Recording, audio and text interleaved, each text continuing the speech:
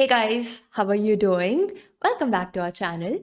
Today I'm going to show you one of my own online games where I managed to beat my opponent in just 10 moves. And right before we get to the game, I would like to tell you guys that I'm really happy because I've started a YouTube channel of mine where I post non-chess videos, and I'm sure you'll find lots of likable and helpful content in there. So definitely check the link in the description to my channel.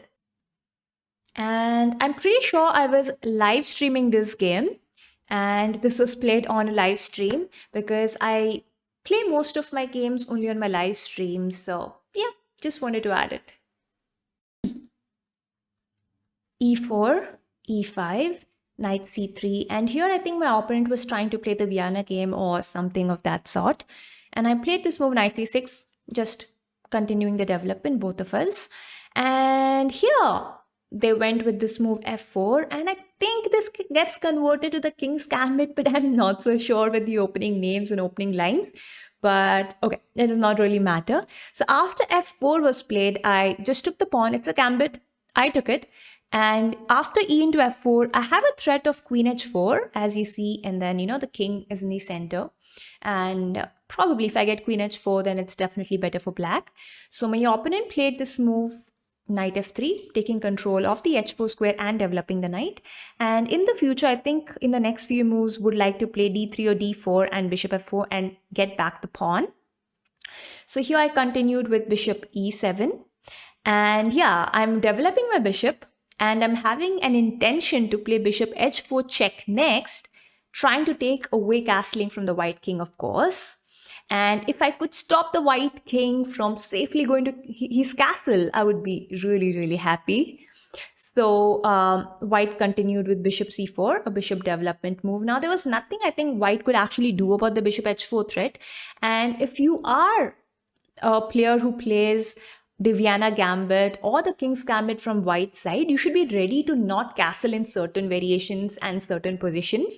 It's not bad, but in a blitz game, what happens is it could cost you a lot if you are not well prepared. So keep that in mind. And here I continued with bishop h4 check. And this is where my opponent made their first mistake, and that was knight into h4, and I immediately get an advantage after queen into h4. Yes, I am checking the white king, and the white king has to go to f1. Anyway, white loses castling. My queen is super strong over here, and we'll see what happens further in a moment. Now, what should white have done instead? Knight into h4 is immediately a mistake. An important mistake, let us say.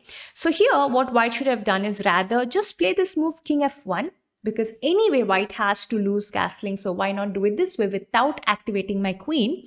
And if white did do this, my idea was actually very simple.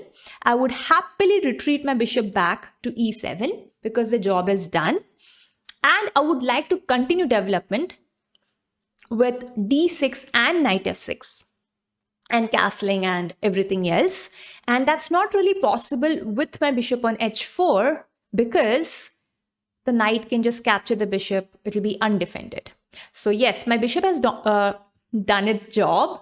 So I would like to retreat it and then continue with my development. But anyway, this did not happen. After knight into h4, queen into h4 check, king f1 was played. And I just continued development, and I played knight to f6.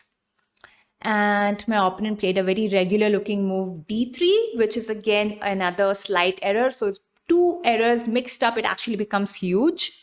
And what should white have done instead? I think white should have just tried to trade my queen off because my queen is super strong over there. So instead, try to play a move like queen e1 and get rid of my strong queen as soon as possible. Now I can capture queen into queen or probably even retreat, and whatever choice I make, I will stand slightly better, but this is probably my opponent's best chance to continue in this game. But okay, d3 was played, d3 was played in this game. And over here, I immediately took control of this d4 square because there is no knight on the f3 square. So yes, there I go. I placed my knight in the center, having a look on the squares towards the white king, as well as the c2 pawn, as you see, as well as centralizing my knight. My actual thought during this game was I actually did not want to allow any queen f3 ideas. I remember that because I didn't want to lose my f4 pawn immediately. That was actually on my mind. And I just played this move knight to d4.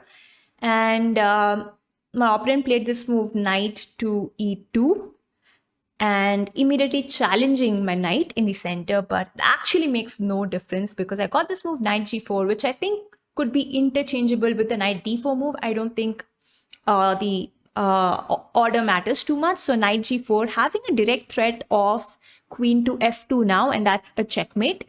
So the only way white can get rid of the checkmate, let's say, is playing this move queen e1, taking control of the square.